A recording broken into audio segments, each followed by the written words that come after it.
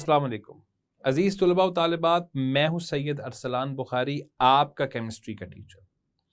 बच्चों, आज हम एक बहुत अहम उन्वान पढ़ने जा रहे हैं जिसका नाम है वाटर पोल्यूशन।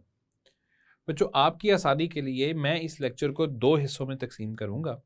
पहले हिस्से में हम इंडस्ट्रियल एफ्लुएंट्स और डोमेस्टिक एफ्लुएंट्स को पढ़ेंगे, जबकि दूसरे हिस्से के अंदर हम लोग एग्रीकल्चरल एफ्लुएंट्स को पढ़ के वाटर पोल्यूशन के नुकसानात देखेंगे और देखेंगे कि उसको ठीक कैसे किया जा सकता है।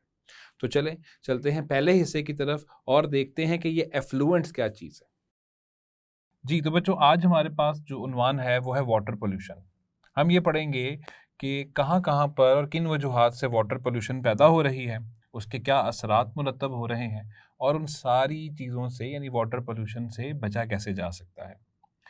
सबसे पहले हमें इस अमर को तलाश करने की ज़रूरत है कि वाटर पोल्यूशन कहते किसको हैं। तो वाटर पोल्यूशन का मतलब है पानी में आलूदगी का पैदा होना।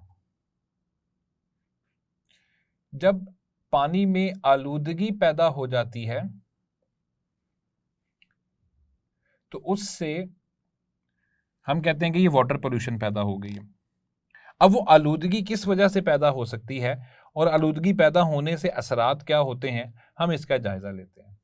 बच्चों, याद रखिएगा कि ये जो आलूदगी पैदा होती है ये दो वजूहात की वजह से हो सकती है।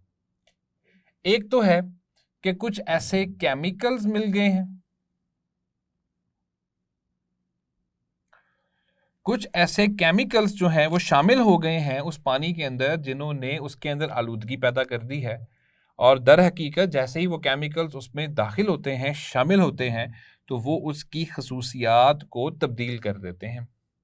अब कौन कौन सी खसूसियात तब्दील होती हैं? तबई खसूसियात भी तब्दील हो जाती हैं और उसकी कीमियाई खसूसियात भी काफ़ी हद तक तब्दील हो जाती हैं। तो एक तो है पानी में आलूदगी का पैदा होना किसकी वजह से? केमिकल्स की वजह से। और दूसरी जो वजह हमें समझ में आती है वो हमें आती है समझ कि इसमें कुछ माइक्रो ऑर्गेनिजम्स जो हैं वो शामिल हो गए हैं। अब जाहिर है कि जब इसके अंदर माइक्रो ऑर्गेनिजम्स शामिल होंगे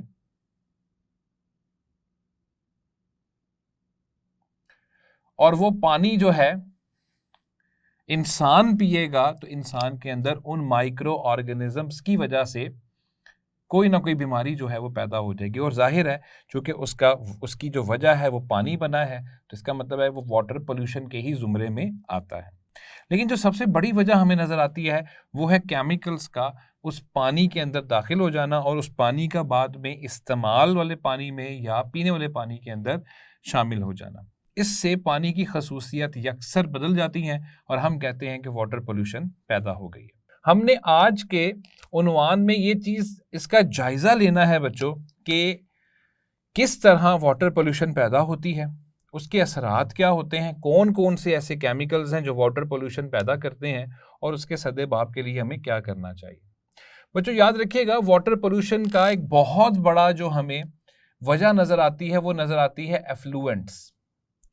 अब ये एफ्लुएंट्स क्या है, इसको आप लोगों ने अपनी ज़िंदगी में सब बच्चों ने देख रखा है, लेकिन हमें ये नहीं पता था कि इसको एफ्लुएंट कहा जाता है। बच्चों, एफ्लुएंट किसको कहते हैं? हर वो जगह जिस जगह से पानी का अखराज हो रहा हो और वो पानी बाद में किसी और पानी के अंदर दाखिल हो रहा हो। तो वो जिस जगह से पानी का अखराज हो रहा है, पानी खारिज हो रहा है, उस जगह को हम एफ्लुएंट का नाम देते हैं। मैं आपको मिसाल देता हूं, अक्सर आपने अगर किसी जगह पर आप गए हैं जहां पर आपको एक इंडस्ट्रियल इलाका मिलता है, कोई भी सनती इलाका है, आप देखते हैं कि एक सनत जो लगी होती है उसमें से एक बहुत बड़ा पाइप जो है वो बहुत प्रेशर के साथ पानी को लेके बाहर आ रहा होता है, उसको एफ्लुएंट कहा जाता है। और वो पाइप जो है वो कहाँ पर दाखिल हो रहा होता है? वो करीब से बहते हुए किसी नाले से या किसी छोटी सी नाली के अंदर वो बह रहा होता है, तो इसको हम एफ्लुएंट का नाम देते हैं। अगर हमारे घरों से भी इस्तेमाल शुदा पानी किसी पाइप के जरिए बाहर निकल रहा है, उस पाइप को भी हम एफ्लुएंट का नाम देंगे। तो एफ्लुएंट का मतलब होता है वो जगह जहां से पानी का इखराज होता है। तो पानी का इखराज एफ्लुएंट कहलाता है। वो चीज़ जिसमें से पानी का अखराज हो रहा हो, कोई भी पानी जो इस्तेमाल शुदा पानी है, जब उसका अखराज हो रहा होता है, बाहर वो निकाला जा रहा होता है किसी फैक्ट्री में से, किसी घर में से, तो उसको हम नाम देते हैं कि वो है एफ्लुएंट। ज्यादा बड़ी जो वजह हमें नजर आती है वो एफ्लुएंट्स की नजर आती है। आपके कोर्स के अंदर 3 एफ्लुएंट्स को बहुत ज्यादा तफसील में पढ़ा जा रहा है, जिसमें से हम अभी इस लेक्चर के अंदर इंडस्ट्रियल एफ्लुएंट और डोमेस्टिक एफ्लुएंट को पढ़ेंगे, जबकि तीसरा जो है वो एग्रीकल्चरल यानी ज़रई एफ्लुएंट है, उसको इंशाल्लाह हम लोग लेक्चर के दूसरे हिस्से में असरात के साथ जो है वो पढ़ेंगे। तो चलते हैं सबसे पहले हिस्से पे, जो कि है इंडस्ट्रियल एफ्लुएंट्स। इसके नाम से ही आपको पता चल रहा है कि ये ऐसे एफ्लुएंट्स हैं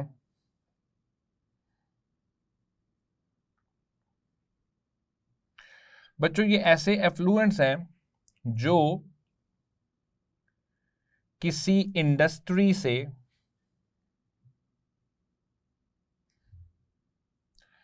आलूदा पानी लेकर निकलते हैं।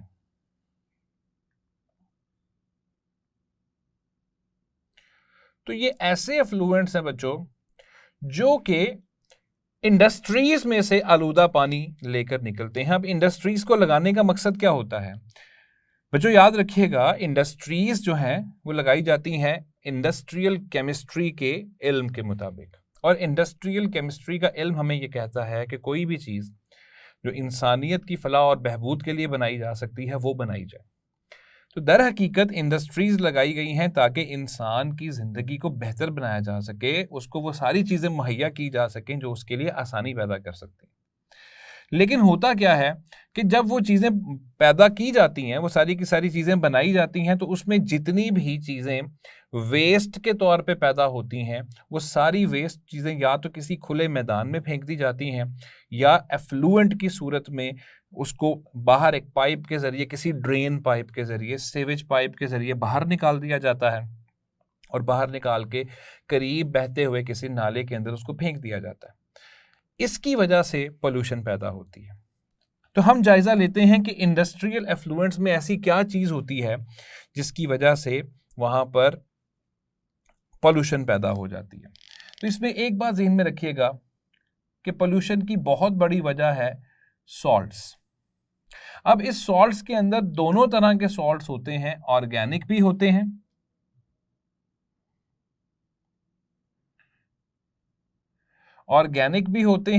और इनऑर्गेनिक भी होते हैं। दोनों तरह के सॉल्ट्स इसके अंदर पाए जाते हैं। इसके अलावा जो ज्यादा खतरनाक चीज है कि इनके अंदर भारी मेटल्स पाए जाते हैं। चूंकि बच्चों आपको पता है कि हमारी ज्यादातर इंडस्ट्रीज के अंदर मेटल्स इस्तेमाल हो रहे होते हैं और बहुत कसीर तादाद में इस्तेमाल हो रहे होते हैं, तो इन हैवी मेटल्स को उस पानी के जरिए जो है वो खारिज कर दिया जाता है एफ्लुएंट की सूरत में। तो वो जो पानी इंडस्ट्रियल एफ्लुएंट से निकल रहा है उसके अंदर सॉल्ट्स भी हैं, ऑर्गेनिक और इनऑर्गेनिक मिले हुए। अब ये इसका इन्हसार किसके ऊपर है? इस चीज़ का इन्हसार है कि किस इंडस्ट्री की हम बात कर रहे हैं। मिसाल के तौर पर अगर हम बात करते हैं लेदर इंडस्ट्री की, तो लेदर इंडस्ट्री से दोनों चीज़ें बाहर निकलती हैं, ऑर्गेनिक सॉल्ट्स भी निकलते हैं, इनऑर्गेनिक सॉल्ट्स भी निकलते हैं, हत्ता के एसिड्स भी निकलते हैं। उसकी वजह यह है कि आपको बाब नंबर 10 में बता दिया गया था कि एसिड्स जो हैं वो लेदर इंडस्ट्री में इस्तेमाल होते हैं। चमड़े की सफाई के लिए हम नाइट्रिक एसिड को, सल्फ्यूरिक एसिड को, हाइड्रोक्लोरिक एसिड का इस्तेमाल वहाँ पे करते हैं। तो जब वो वहाँ पे पानी के साथ मिक्स किया जाएगा, पानी के अंदर हल हो जाएगा, तो वो पानी के साथ ही वहाँ से बाहर निकलेगा। तो सॉल्ट्स हैं, ऑर्गेनिक और इनऑर्गेनिक, भारी मेटल्स हैं। अब जितनी भी मेटल्स की इंडस्ट्रीज चल रही हैं उनमें से जितने भी मेटल्स होंगे उनका एफ्लुएंट्स की सूरत में अखराज होगा। एसिड्स का अखराज बहुत सारी इंडस्ट्रीज से होता है। सॉल्ट्स जो ऑर्गेनिक हैं उसमें लेदर इंडस्ट्री में से, रबर की इंडस्ट्री में से, भारी मेटल्स का सीमेंट की इंडस्ट्री में से अखराज। तो ये जितनी भी इंडस्ट्रीज हैं वो जो जितना भी पानी जिसके अंदर ये सारी की सारी चीज़ें हल हो चुकी हुई हैं उनका अखराज बाहर को कर देते हैं, या तो किसी खुले मैदान में या एफ्लुएंट की सूरत में उसको बाहर निकाल देते हैं। और ये जो जितने भी चीज़ें इसके अंदर हल हुई हैं, अगर ये पीने वाले पानी में दाखिल हो जाएं तो पीने वाले पानी को शदीद मुतासिर करती हैं, और हम इसी चीज़ को नाम देते हैं कि वहाँ पर वाटर पोल्यूशन पैदा हो गई। तो बच्चों, ये आपको अब समझ लग चुकी है कि इंडस्ट्रियल एफ्लुएंट्स हम किसको कहेंगे, कि इंडस्ट्रीज से खारिज होने वाला आलूदा पानी जिसके अंदर मेटल्स, जिसके अंदर सॉल्ट्स, ऑर्गेनिक, इनऑर्गेनिक, जिसके अंदर एसिड, सारी चीज़ें मिल चुकी होंगी। और अगर आप खुद सोचिए कि अगर वो वाला पानी पीने वाले पानी में दाखिल हो जाता है या फसलों को सैराब करने वाले पानी में दाखिल हो जाता है, तो इससे बड़ी ख़तरनाक किस्म के नताइज जो हैं वो सामने आ सकते हैं। अब देखते हैं कि किस तरह के असरात मुरतब होते हैं वाटर पोल्यूशन के। तो बच्चों याद रखिएगा, वाटर पोल्यूशन के अंदर सबसे जो पहला असर हम यहाँ पे लिखेंगे वो ये है कि ये नदियों और झीलों की खूबसूरती को मुतासिर करता है, पहली बात।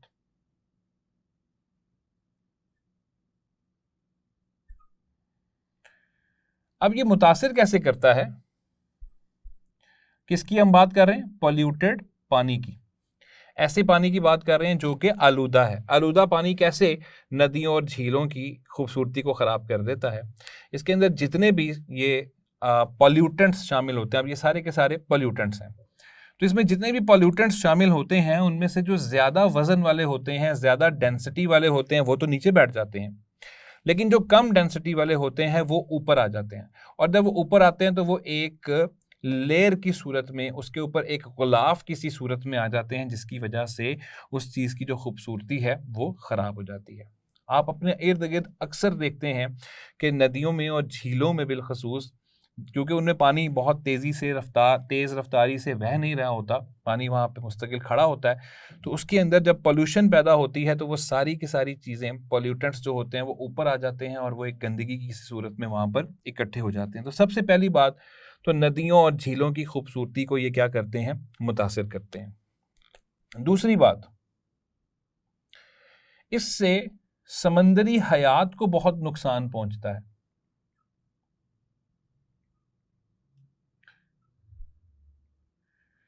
अब इसमें अब हमें जायज़ा लेना पड़ेगा कि ये समंदरी हयात को नुकसान कैसे पहुंचता है।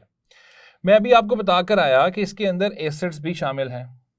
तो अब आप खुद सोचिए कि एसिड्स की वजह से क्या होगा।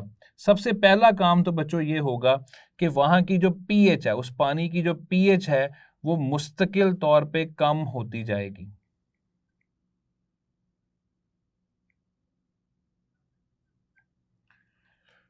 पानी की जो पीएच है, चूंकि जाहिर है उसके अंदर एसिड शामिल हो रहा है, एसिड शामिल होने का मतलब है हाइड्रोजन आइंस की मिकदार और कॉन्सेंट्रेशन बढ़ेगी, तो उसकी पीएच क्या हो जाएगी, कम हो जाएगी। और अगर पीएच में तब्दीली आती है तो पूरे के पूरे माहौल में तब्दीली आती है, और पीएच की तब्दीली की वजह से जानवर, जो भी समंदरी हयात वहाँ पर मौजूद हैं, ख़ास तौर पे मछलियाँ ही होंगी, वो सारे के सारे जो हैं वो मरना शुरू हो जाएंगी, या उनके जिस्म के अंदर तब्दीलियाँ रूनुमा होने लग जाएंगी। आप इसका अंदाज़ा यहाँ से कर सकते हैं कि इंसानी जिस्म की पीएच को अल्लाह ने न्यूट्रल रखा हुआ है। हम हालांकि हमारे जिस्म में एसिडिक चीज़ें भी मौजूद हैं, बेसिक चीज़ें भी मौजूद हैं, इसके बावजूद मुकम्मल तौर पे हमारी जो पीएच होती है वो न्यूट्रल होती है। अगर हमारी बॉडी की, अगर हमारे जिस्म की पीएच ज़रा सी भी चेंज होती है, हत्ता कि कुछ पॉइंट्स भी चेंज होती है, तो उससे भी इंसान के मौत के जो इम्कानात हैं वो बढ़ जाते हैं। तो जब ये वहाँ का पीएच कम करेगा, तो वहाँ के पीएच को कम करने की वजह से जाहिर है कि आबी हयात के लिए, समंदरी हयात या आबी हयात के लिए वहाँ पे रहना और अपनी ज़िंदगी का गुजर बसर करना क्या हो जाएगा, मुश्किल हो जाएगा। इसके अलावा जितनी भी समंदरी हयात हैं, जिसमें ख़ास तौर पे मछलियाँ शामिल हैं, जो भारी मेटल्स होते हैं, वो भारी मेटल्स उनको बहुत नुकसान पहुंचाते हैं। भारी मेटल्स मछलियों के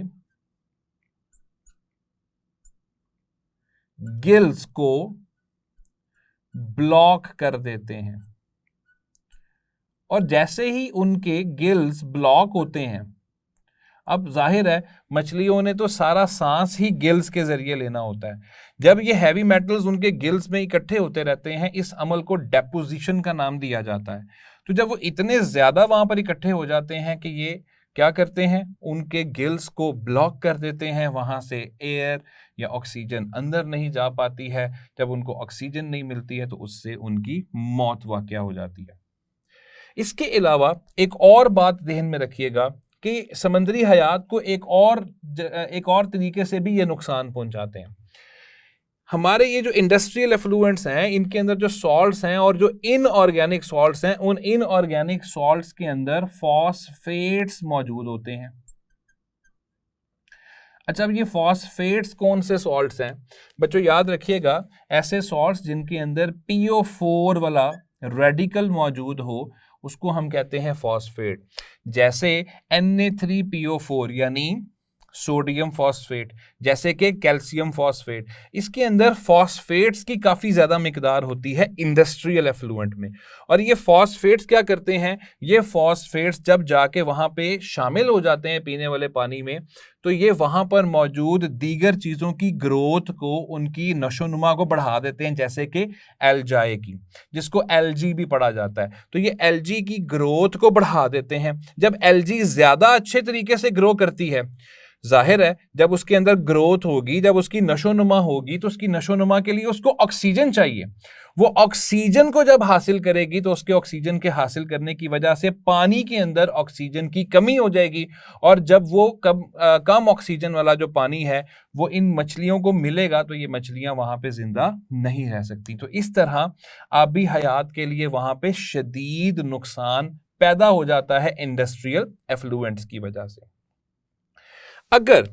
अगर ये वाला पानी जिसके अंदर इंडस्ट्रियल एफ्लुएंट्स जो हैं वो शामिल हो रहे हैं, अगर ये कहां तक चला जाता है, अगर ये इंसानों के पीने वाले पानी में दाखिल हो जाता है, तो याद रखिएगा इसके अंदर मौजूद कुछ ऐसे कंपाउंड्स होते हैं जिनको कहा जाता है कार्सिनोजेंस।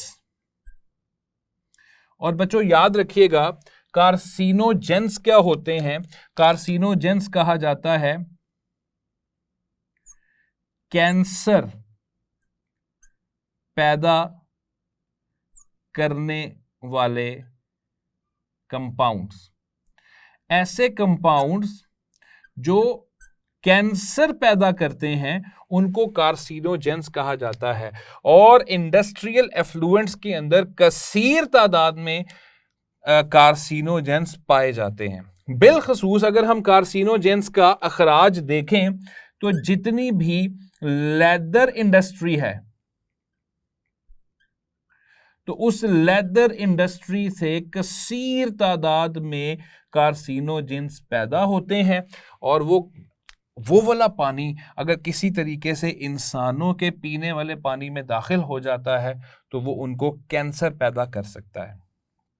बहुत सारी हमारे इर्द गिर्द, हत्ता कि पाकिस्तान के बहुत सारे इलाकों में, बिलखसूस जो सनती इलाके हैं, वहाँ पर चूंकि इंडस्ट्रियल एफ्लुएंट्स को अच्छे तरीके से उनको बरकरार नहीं रखा जाता या उनका अच्छे तरीके से बंदोबस्त नहीं किया जाता, इसलिए बहुत ज़्यादा तादाद जो है लोगों की कैंसर में मुब्तला हो रही है। तो ये हमने देख लिया कि किस तरह के असरात इंडस्ट्रियल एफ्लुएंट्स जो है वो पैदा कर सकते हैं।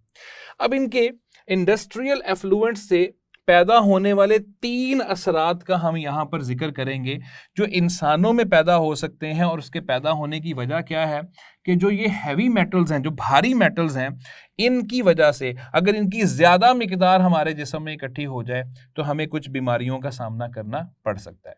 अब ये भारी मेटल्स कौन कौन से हैं? इसमें से एक है कैडमियम। कैडमियम एक ऐसा मेटल है जिसका सिंबल है CD और इसका ताल्लुक है ट्रांजिशन एलिमेंट्स के साथ। दूसरा है लेड। लेड का सिंबल है PB और इसका ताल्लुक भी ट्रांजिशन एलिमेंट्स के साथ है। और तीसरे नंबर पे है मरकरी और मरकरी का सिंबल है Hg और इसका ताल्लुक भी किसके साथ है? ट्रांजिशन एलिमेंट्स के साथ है। तो ये तीनों ही ट्रांजिशन एलिमेंट्स हैं और ये कौन से हैं? इनको डी ब्लॉक एलिमेंट्स कहा जाता है। पीरियोडिक टेबल में ये डी ब्लॉक एलिमेंट्स के अंदर मौजूद हैं और इनकी इलेक्ट्रॉनिक कॉन्फ़िगरेशन में आखिरी इलेक्ट्रॉन डी शेल में जाता है। अब अगर कैडमियम की हमारे जिस्म में ज्यादा मिकदार इकट्ठी हो जाए तो उस वक्त हमें जिस बीमारी या जिस हालत का सामना करना पड़ता है उसको कहते हैं कैडमियम पॉइजनिंग। अगर लेड ज्यादा इकट्ठा हो गया हमारे जिस्म में तो वो है लेड पॉइजनिंग, और अगर मरकरी हमारे जिस्म में ज्यादा इकट्ठा हो जाता है वो है मरकरी पॉइजनिंग। और ये सारे के सारे भारी मेटल्स जो हैं वो इंडस्ट्रियल एफ्लुएंट्स के अंदर मौजूद होते हैं। तो इनमें कैडमियम भी होता है और इसके अंदर मरकरी भी होता है और इसके अंदर लेड भी होता है, हत्ता कि इसके अंदर एल्यूमिनियम भी मौजूद होता है, और एल्यूमिनियम ही जो है वो फिश के यानी मछलियों के गिल्स को ब्लॉक करता है। कैडमियम पॉइजनिंग की अगर हम बात करें तो अगर कैडमियम इंसानी जिस्म में बहुत ज्यादा हो जाता है तो इसमें से सबसे बड़ी इंसान को परेशानी उठानी पड़ती है वो है हाइपरटेंशन। अब ये हाइपरटेंशन से क्या मुराद है बच्चों? हाइपरटेंशन का मतलब होता है आम नॉर्मल ब्लड प्रेशर से हाई ब्लड प्रेशर रहना। जिन लोगों का ब्लड प्रेशर आम दिनों में या हर वक्त ही हाई रहता है या किसी भी वक्त हाई हो जाता है, ऐसी हालत को हम कहते हैं कि हाइपरटेंशन है। और जाहिर है कि जब हाइपरटेंशन होगी, जब ब्लड प्रेशर बहुत ज़्यादा बढ़ेगा तो उससे हार्ट अटैक के इम्कानात जो हैं वो बढ़ जाएंगे। तो अगर हमारे जिस्म में बहुत ज़्यादा तादाद में कैडमियम इकट्ठा होता है तो हाइपरटेंशन, और हाइपरटेंशन फिर लेके जाता है इंसान को हार्ट अटैक की तरफ। इसके अलावा कैडमियम पॉइजनिंग का एक और बहुत बड़ा असर हमें नज़र आता है कि खून की कमी हो जाती है। उसकी वजह क्या है? उसकी वजह यह है कि कैडमियम जो है वो हमारे जिस्म के अंदर मौजूद रेड ब्लड सेल्स जो होते हैं उनको ख़त्म करना शुरू कर देता है। ये ऐसा नहीं है कि कैडमियम हमारे जिस्म में आया, उसने रेड ब्लड सेल्स को जो है वो ख़त्म करना शुरू कर दिया, मारना शुरू कर दिया, ऐसे नहीं होता। रेड ब्लड सेल्स बन रहे होते हैं, कैडमियम वहाँ पे एक प्रोहिबिटर के तौर पे काम करता है। बच्चों, प्रोहिबिटर किसको कहते हैं? ऐसी केमिकल शय जो किसी चीज के अंदर रिएक्शन को कम कर दे, रोकने की कोशिश करे, उसको हम कहते हैं कि ये प्रोहिबिटर है। तो कैडमियम जो है वो रेड ब्लड सेल्स के बनने में प्रोहिबिटर का काम करता है और उसकी वजह से रेड ब्लड सेल्स कम हो जाते हैं। जब रेड ब्लड सेल्स कम होते हैं तो ऐसे में इंसान के जिस्म में खून की कमी हो जाती है और इसी खून की कमी को एनीमिया का नाम दिया जाता है। तो कैडमियम पॉइजनिंग का एक बहुत बड़ा असर एनीमिया की सूरत में भी हमें नजर आता है। अब आते हैं लेड पॉइजनिंग के ऊपर कि लेड पॉइजनिंग क्या है। अगर लेड हमारे जिस्म में बहुत ज्यादा हो जाए तो लेड के हमारे जिस्म में ज्यादा होने के असरात क्या हो सकते हैं? याद रखिएगा, लेड जो है जिसका सिंबल मैंने PB लिखा हुआ है आपके सामने, लेड के बारे में याद रखिएगा कि इसका ज्यादा होना हमारे सेंट्रल नर्वस सिस्टम को बुरी तरह मुतासिर करता है। अब ये जो मैंने लफ्ज आपके सामने लिखा है सेंट्रल नर्वस सिस्टम, बायोलॉजी के स्टूडेंट्स को तो फौरन समझ लग चुकी होगी कि जब मैंने सेंट्रल नर्वस सिस्टम लिखा है तो मैं किसकी बात कर रहा हूं। लेकिन वो बच्चे जिनको नहीं पता तो मैं बता दूं कि यहां पे हम बात कर रहे हैं दिमाग और स्पाइनल कॉर्ड की। और स्पाइनल कॉर्ड को बहुत सारी जगहों पे हराम मग्ज के नाम से भी लिखा जाता है। दिमाग का तो सारे बच्चों को पता है। स्पाइनल कॉर्ड दिमाग से थोड़ा सा नीचे शुरू होता है, कमर हमारी गर्दन वाली साइड से, और ये फिर नीचे तक जाता है हमारी रीढ़ की हड्डी के साथ। इसके आगे से क्या निकले होते हैं? काफ़ी सारे धागे की तरह के धागे नुमा कुछ ब्रांचेस इसकी निकली होती हैं और ये फिर आगे फैलता है। इन्हीं को हम नर्व्स कहते हैं और यही आगे हमारे पूरे जिस्म को क्या करता है? कंट्रोल करता है। स्पाइनल कॉर्ड और दिमाग को मिला के कहा जाता है सेंट्रल नर्वस सिस्टम। और सेंट्रल नर्वस सिस्टम का मतलब आप समझते हैं कि पूरे जिस्म को हाथ में रखने वाला जो सिस्टम है उसको सेंट्रल नर्वस सिस्टम कहा जाता है। क्योंकि आपको पता है कि हमारा पूरा जिस्म दिमाग के ताबे होता है, तो दिमाग जो है वो सेंट्रल नर्वस सिस्टम का हिस्सा है। अगर हमारे सेंट्रल नर्वस सिस्टम में कोई मसला हो जाता है तो सबसे पहला जो असर नजर आता है वो फालिज यानी पैरालिसिस का नजर आता है कि इंसान के जिस्म के कोई ना कोई आज़ा जो हैं वो क्या हो जाते हैं, मुतासिर हो जाते हैं। इसके अलावा लेड पॉइजनिंग का एक और नुकसान है बच्चों, इसका एक और नुकसान है जिसको मैं यहां पे आपके सामने लिख रहा हूं कि इससे हमारा रिप्रोडक्टिव सिस्टम भी मुतासिर होता है। और रिप्रोडक्टिव सिस्टम कौन सा है? हमारा ऐसा सिस्टम जिसके जरिए स्पर्म्स वगैरह प्रोड्यूस होते हैं और इनहेरिटेंस यानी हमारा जनरेशन से आगे जनरेशन में मामला चलते हैं, तो ये रिप्रोडक्टिव सिस्टम भी इससे बुरी तरह मुतासिर होता है। तो ये लेड पॉइजनिंग के शदीद नुकसान आपके सामने हैं। इसके अलावा अगर मरकरी हमारे जिस्म में ज्यादा हो जाए और बहुत ही ज्यादा हो जाए तो उससे मरकरी पॉइजनिंग नाम की एक हालत हमारे सामने आती है। और याद रखिएगा इसमें भी सेंट्रल नर्वस सिस्टम जो है वो मुतासिर होता है। और सेंट्रल नर्वस सिस्टम के मुतासिर होने से क्या होता है बच्चों? होता यह है कि इंसान माजूरी की तरफ चला जाता है।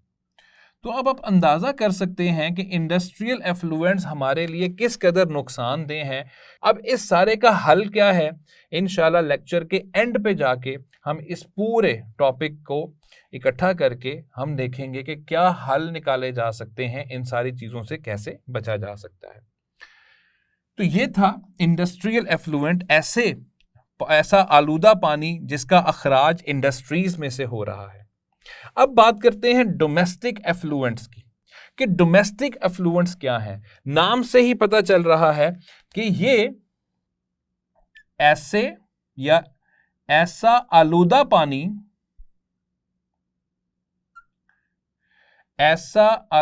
पानी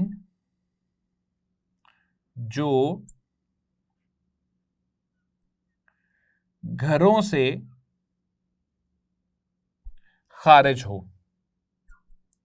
अब हमारे घरों से, और इसमें सिर्फ घर नहीं है, जब हम लफ्ज इस्तेमाल कर रहे हैं डोमेस्टिक, तो डोमेस्टिक का मतलब है कि इसके अंदर और बहुत सारी चीजें आ गई हैं। मिसाल के तौर पे हमारे इर्द गिर्द चलने वाले जितने भी खाने के मराकज हैं वो सब भी इसमें शामिल हो जाएंगे, क्योंकि वहां पर भी उस चीज को भी हम डोमेस्टिक एफ्लुएंट्स के अंदर शामिल करते हैं। तो डोमेस्टिक एफ्लुएंट्स में हमारे घर, हमारे दफातर, हमारे इर्द गिर्द मौजूद जितने भी खाने पीने के मराकज़ हैं, हमारे इर्द गिर्द जितने भी शॉपिंग मॉल्स हैं, हमारे इर्द गिर्द जितनी भी मार्केट्स हैं, वो सारी की सारी चीज़ें डोमेस्टिक एफ्लुएंट के अंदर आ जाती हैं।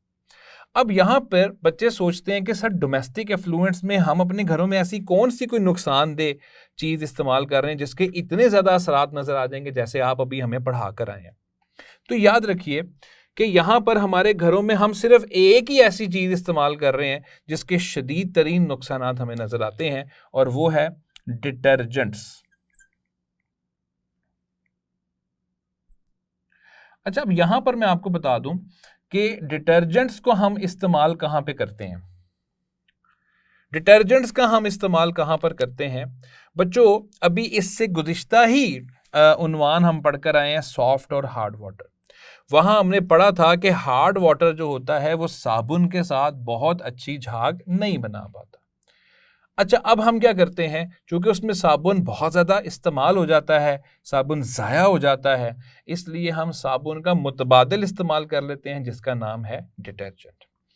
डिटर्जेंट्स जो हैं वो हार्ड वाटर के अंदर ये भी बहुत अच्छा रिजल्ट हार्ड वाटर में नहीं दिखाते हैं, बहुत अच्छा नतीजा नहीं दिखाते हैं, कोई बहुत ज़्यादा अच्छी झाग नहीं बन जाती, लेकिन साबुन के मुकाबले में ये फिर भी कम इस्तेमाल होते हैं। सबसे पहले हमें ये पढ़ना चाहिए, ये देखना चाहिए कि डिटर्जेंट का इस्तेमाल क्या है।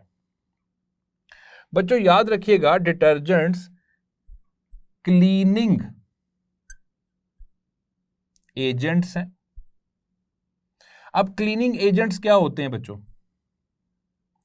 नाम से ही आपको पता चल रहा है कि क्लीनिंग एजेंट्स का मतलब है जो चीज़ों को साफ करने के लिए इस्तेमाल होते हैं। तो हमारे घरों में डिटर्जेंट्स जो हैं वो हमारे घरों को भी यानी फर्श वगैरह को साफ करने के लिए, हमारे कपड़ों को धोने के लिए, बर्तनों के धोने के लिए, यानी वहाँ पे ये क्लीनिंग एजेंट्स के तौर पे क्या करते हैं, किरदार अदा करते हैं।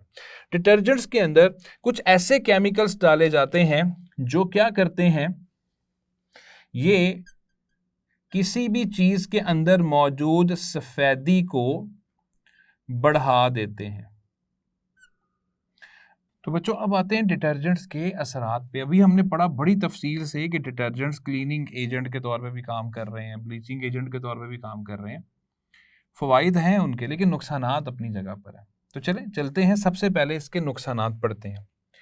बच्चों याद रखिएगा, डिटर्जेंट्स के अंदर दो ऐसी चीज़ें पाई जाती हैं जिसके नुकसानात हमें नज़र आते हैं। पहली चीज़ कि इसके अंदर कुछ इनसॉल्युबल इम्प्यूरिटीज पाई जाती हैं।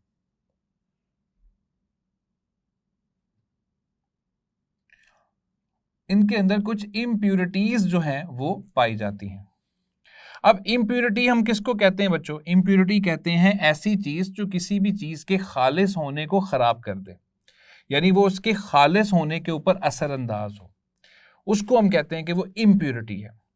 पानी के अंदर जो हमारे घरों से निकल रहा है, हमारे दफातर से निकल रहा है, हमारे स्कूलों कॉलेजों से निकल रहा है, ये सब डोमेस्टिक एफ्लुएंट्स के अंदर ही आता है। उसके अंदर कुछ इम्प्यूरिटीज शामिल होती हैं जो कि इनसॉल्युबल भी होती हैं, सॉल्युबल भी होती हैं। कुछ हल हो जाती हैं, कुछ हल नहीं होती हैं। अब ये इम्प्यूरिटीज कहाँ से आती हैं? हमारे हमारे डोमेस्टिक, हमारे घरों में जितनी भी वेस्ट चीजें हैं, हम बिला रोक टोक, बिला झिझक उसको पानी में बहा देते हैं। ये है कुछ इम्प्यूरिटीज। तो ये जितनी भी वेस्ट प्रोडक्ट्स हैं ना, जो हमारे घरों से वेस्ट प्रोडक्ट्स बन रही हैं, वो वेस्ट प्रोडक्ट्स जो हैं, याद रखिएगा, वो क्या करती हैं, वो इम्प्यूरिटी के तौर पे काम करती हैं। अब ये जो वेस्ट प्रोडक्ट्स हैं, इसके अंदर अक्सर हम देखते हैं कि हम प्लास्टिक वाली अशिया जो है वो भी पानी के अंदर ज़ाया कर देते हैं, उसको निकाल देते हैं। इसी तरह जितनी भी हमारे घरों में ऑर्गेनिक चीज़ें इस्तेमाल हो रही हैं, जैसे कि सब्जियां, उनका वेस्ट, जैसे कि फल, उनका वेस्ट, ये सारी की सारी चीज़ें हम शामिल कर देते हैं उस पानी में जो बाहर जा रहा है, और वो पानी और वो जो चीज़ें हमने शामिल की हैं वो इम्प्यूरिटीज़ की सूरत में उसके अंदर रहती हैं। और जब ये पानी आगे जाके पीने वाले पानी में दाखिल होता है तो ये इम्प्यूरिटीज़ उस पीने वाले पानी को आलूदा कर देती हैं। तो एक वजह तो हमें ये नज़र आती है, लेकिन जो इससे बड़ी और ख़तरनाक वजह हमें नज़र आती है वो कुछ और है। वो क्या है बच्चों? वो है नॉन बायो डिग्रेडेबल चीजें। पानी के अंदर हम कुछ नॉन बायोडिग्रेडेबल अशिया शामिल कर देते हैं, यानी हम ऐसी अशिया शामिल कर देते हैं जो है नॉन बायोडिग्रेडेबल। अब ये डिग्रेडेबल क्या होता है और नॉन बायोडिग्रेडेबल क्या होता है, जरा गौर से सुनिएगा। नॉन का मतलब है नहीं, बायो का मतलब है जानदार, डिग्रेडेबल केमिस्ट्री में कहते हैं तोड़ देना। इसका मतलब है नॉन बायोडिग्रेडेबल क्या है? ऐसी अशिया, सबसे पहले हम इसकी तारीफ लिखेंगे ताकि फिर मैं बाद में आसानी से समझा सकूं। ऐसी अशिया जिनको जानदार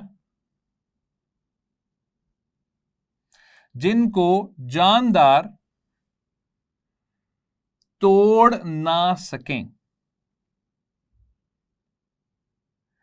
अजीज तलबा और तालिबात, आपने एक चीज तो पढ़ी होगी जिसको हम कहते हैं डिकॉम्पोजिशन। अब हमें पता है कि हमारे माहौल में अल्लाह ताला ने कुछ जानदारों को, ऐसे जानदारों को बनाया है जो काम करते हैं डीकम्पोजर्स के तौर पे, और उनका काम होता है कि वो मुख्तलिफ चीज़ों को तोड़ फोड़ उनकी कर देते हैं। ऐसी चीज़ें जिनकी वो तोड़ फोड़ कर देते हैं उन्हें कहा जाता है बायोडिग्रेडेबल। अब ऐसे कौन से जानदार हैं? इसमें ज़्यादातर तो बैक्टीरिया का शुमार होता है और फंजाई का शुमार होता है। अब बैक्टीरिया और फंजाई जो हैं, इन्हें डीकम्पोजर इसलिए कहा जाता है क्योंकि ये जानदारों और गैर जानदार चीज़ों की तोड़ फोड़ कर देते हैं, क्योंकि इनके अंदर कुछ इस तरह के एंजाइम्स कुदरती तौर पर पाए जाते हैं। अब जिनकी ये तोड़ फोड़ नहीं कर सकते हैं, उन चीज़ों को कहा जाता है कि वो नॉन बायोडिग्रेडेबल चीज़ें हैं। मिसाल के तौर पर कोई भी बैक्टीरिया या कोई भी फंजाई जो है वो प्लास्टिक की डीकॉम्पोजिशन नहीं कर सकते। तो अगर प्लास्टिक वाली चीजें हमारे डोमेस्टिक एफ्लुएंट्स में बाहर निकल रही हैं तो वो बैक्टीरिया और फंजाई उसकी तोड़फोड़ नहीं कर सकते। अगर उनकी तोड़फोड़ नहीं होती तो उसके असरात क्या होते हैं, इसको जरा गौर से सुनिएगा। ये नॉन बायोडिग्रेडेबल जो है चीजें, जब ये पानी में जाती हैं तो पानी में जाकर ये क्या करती हैं, ये वहां पर मौजूद जो समंदरी पौधे हैं, उन समंदरी पौधों को मुतासिर करना शुरू कर देती है। दर हकीकत होता क्या है? होता यह है बच्चों कि उनके जिस्मों में तोड़ फोड़ शुरू हो जाती है, वो पौधे मरना शुरू हो जाते हैं और उनके जिस्म टूटना शुरू हो जाते हैं। एक असर तो ये होता है।